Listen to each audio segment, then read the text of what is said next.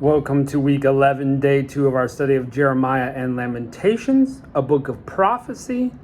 Jeremiah the prophet mainly speaks to the kingdom of Judah, urging it to repent of its sins, come to God for healing, which they don't. And then they go off to exile in Babylon, they get destroyed, their city gets burned with fire.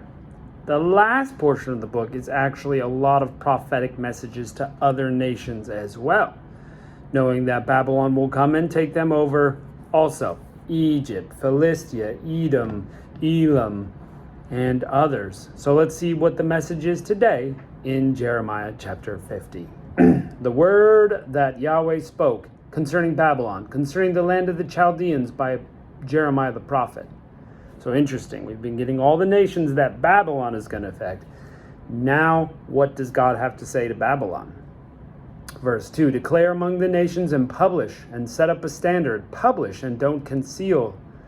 Say, Babylon has been taken. Bel is disappointed. Merodach is dismayed. These are probably gods they worship. Her images are disappointed. Her idols are dismayed. For a nation comes up out of the north against her, which will make her land desolate, and no one will dwell in it. They have fled. They are gone, both man and animal. So the Babylonians are going to have problems from the north. They're going to get taken over. In those days and in that time, says Yahweh, the children of Israel will come, they and the children of Judah together. They will go on their way weeping and will seek Yahweh their God. So Israel and Judah will get back together as a nation, which we know happens. We read that in Nehemiah and Ezra. And we do know Babylon doesn't own the world still, so they did get conquered. Verse 5, they will inquire concerning Zion with their face towards it, saying, come and join yourselves to Yahweh in an everlasting covenant that will not be forgotten. My people have been lost sheep. Their shepherds have caused them to go astray. They will have turned them away on the mountains. They have gone from mountain to hill. They have forgotten their resting place. All who found them have devoured them. Their adversary said, we are not guilty because they have sinned against Yahweh, the habitation of the righteousness, even Yahweh, the hope of their fathers. So God's people have gone astray. They forget where they're supposed to be. They're worshiping on every high hill, but they sinned against Yahweh. So this is a message to them in the midst of their exile. Verse 8, flee out of the middle of Babylon. Go out of the land of the Chaldeans and be as a male goat before the flocks. For behold, I will stir up and cause to come against Babylon a company of great nations from the north country, and they will set themselves in array against her. She will be taken from there. Their elders will be as an expert, mighty man. None of them will return in vain. Chaldea will be a prey, and all who prey on her will be satisfied, says Yahweh. And we know historically for Babylon, they were conquered by Cyrus the Great, who was the king of the Persian Empire. So the Persians and the Medes took over. And this is actually documented in the book of Daniel. So again, we know this will come true. Verse 11, because you are glad, because you rejoice, you who plunder my heritage, because you are wanton as a heifer that treads out the grain, and neigh as strong horses, your mother will be utterly disappointed. She who bore you will be confounded. Behold, she will be the least among nations, a wilderness, a dry land, and a desert. So because you are so happy about your power that you've conquered and, going to conquer all these nations, you're going to be destroyed and your land will be a desert. And guess what? They got destroyed and their land is still a desert. God says it and it comes true. This is, goodness. Obviously, it's prophecy. It's before it happened. So that's pretty incredible. Verse 13.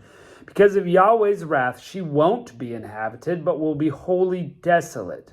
Everyone who goes by Babylon will be astonished and hiss at all of her plagues. Set yourself in array against Babylon all around, all you who bend the bow, shoot at her. Spare no arrows, for she has sinned against Yahweh. Nebuchadnezzar goes through this. He thinks just how wonderful and great he is, and he's exiled for 7 years to roam the land like an animal, and then he comes to his senses, gives glory to God, and comes back. But he can't stop this. Shout against her all around. She has submitted herself. Her bulwarks have fallen. Her walls have been thrown down, for it is the vengeance of Yahweh. Take vengeance on her, as she has done, do to her. Cut off the sower from Babylon, and send him to him who handles the sickle in the time of harvest. For fear of the oppressing sword, they will each return to their own people. They will each flee to their own land. So it's going to happen. Prepare yourself, Babylon. Conquering people will come, and you will be destroyed. 17. Israel is a hunted sheep. Lions have driven him his way. First the king of Assyria devoured him, and now at last Nebuchadnezzar, king of Babylon, has broken his bones. So, they are going to get to come back to Israel, but not yet. They've gone through Assyria back in the 700s BC, and now king of Babylon, Nebuchadnezzar, in the 500s BC, is showing that he's boss, but it's not the end of the story. Not the end of the story at all. Verse 18, therefore Yahweh of armies, the God of Israel says, behold, I will punish the king of Babylon and his land as I have punished the king of Assyria. And I will bring Israel again to his pasture, and he will feed on Carmel and Bashan. His soul will be satisfied on the hills of Ephraim and in Gilead. In those days and in that time, says Yahweh, the iniquity of Israel will be sought for, and there will be none. And also the sins of Judah, and they won't be found. For I will pardon them whom I will leave as a remnant. So God is going to bring the remnant back into the land, and you're going to look for the sin of both Israel and Judah. Remember, they were all serving false gods. You're going to look for them to do that, and they won't do it anymore. It's going to be gone. God is going to bring them back into a good relationship with him. Verse 21, go up against the land of Merathaim, even against it, against the inhabitants of Pekod, kill and utterly destroy after them, says Yahweh, and do according to all I've commanded you. The sound of battle is in the land, and of great destruction. How the hammer of the whole earth is cut apart and broken. How Babylon has become a desolation among nations. I have laid snare for you, and you were taken, Babylon, and you weren't aware. You are found and also caught because you have fought against Yahweh. Can't escape him. When he purposes to do something, it will be done. The greatest nation on earth at the time, Babylon, was so proud because they conquer all these nations. But guess what? God is coming for you. And it happened. We know historically it happened. Yahweh has opened his armory, verse 25, and has brought out the weapons of his indignation. For the Lord, Yahweh of armies, has to do work in the land of the Chaldeans. Come against her from the farthest border. Open her storehouse. Cast her as heaps. Destroy her utterly. Let nothing of her be left. Kill all her bulls. Let them go down to slaughter. Woe to them, for their day has come, the time of their visitation. Listen to those who flee and escape out of the land of Babylon, to declare Zion in the vengeance of Yahweh our God, the vengeance of his temple. Hey, you burnt the temple. Jerusalem, you took all the stuff out into Babylon, you burnt the temple. You think God is just going to let you get away with that? You see, the thing is that God allowed you to do that because you were a tool in his hand. So evil things happen. Sometimes God is using the evil things for his purpose, but then he always judges at the end of it. And here Babylon is getting judged. That's it. That's why bad people prosper sometimes, is because God allows it for a purpose. If you do not think by now God has a plan, a purpose, and has all the little details in mind, I don't know what to say to convince you. But this Bible is so full of little details, plans that God has, all these things in a row that he was going to take care of. Why can't we trust this God? Why can't we just do what he said? Because we don't want to. We're like Judah. Yeah, I don't think so. I want to do my own thing. Goodness. We need help. Vengeance for his temple. He comes at Babylon and takes vengeance. Verse 29, call together the archers against Babylon, all those who bend the bow, and camp against her all around, let none escape. Pay her back according to her work, according to all she has done, do to her. For she's been proud against Yahweh, against the Holy One of Israel. Therefore her young men will fall in the streets. All of her men of war will be brought to silence in that day, says Yahweh. Behold, I am against you, you proud one, says Yahweh, Lord of armies. For your day has come, the time that I will visit you. The proud one will stumble and fall, and no one will raise him up. I will kindle a fire in his cities, and it will devour all who are around him. Yahweh of armies says, the children of Israel and the children of Judah are oppressed together. All of them took captive, hold them fast. They refuse to let them go. Their Redeemer is strong. And this is a key concept of the Bible. God is a Redeemer. He is going to buy back those who are lost to him. He's going to pull them back in if they allow him to. His Redeemer is strong. Nobody can stop God from redeeming those he wants to redeem. You can't do it. The greatest nation on earth, Babylon, is going to be conquered by the Persians and the Medes. And they can't stop it. Verse 34, their Redeemer is strong. Yahweh of armies is his name. He will thoroughly plead their cause, that he may give rest to the earth and disquiet the inhabitants of Babylon. A sword is on the Chaldeans, says Yahweh, on the inhabitants of Babylon and her princes and on her wise men. A sword is on the boasters, and they will become fools. A sword is on her mighty men, and they will be dismayed. A sword is on the horses and on their chariots and all the mixed people who are in the middle of her, and they will become as women.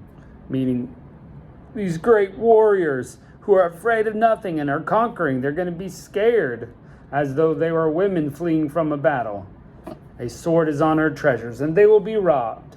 A drought is on her waters, and they will be dried up.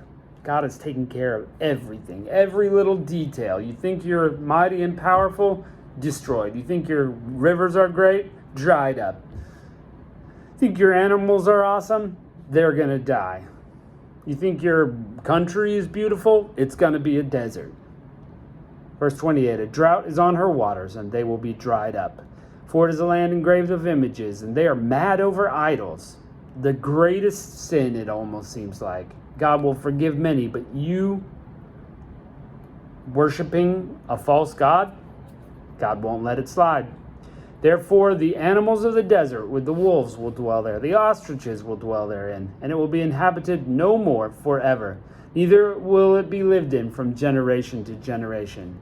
As when God overthrew Sodom and Gomorrah and its neighbor cities, said Yahweh, so no man will dwell there, neither will any son of man live therein. People are going to be gone. It's going to be deserted. And guess what? Where's the city of Babylon today? Where's its capital today? Where's the country? Not there. Verse 41, behold, a people comes from the north, Persia. A great nation and many kings will be stirred up from the uttermost parts of the earth, Persians and Medes. They will take up They will take up the bow and spear. They are cruel and have no mercy. Their voice roars like the sea. They ride on horses, everyone set in array, as a man to the battle. Against you, daughter of Babylon. The king of Babylon has heard the news of them, and his hands become feeble. You're scared, Babylon. Anguish has taken hold of him as pains of a woman in labor.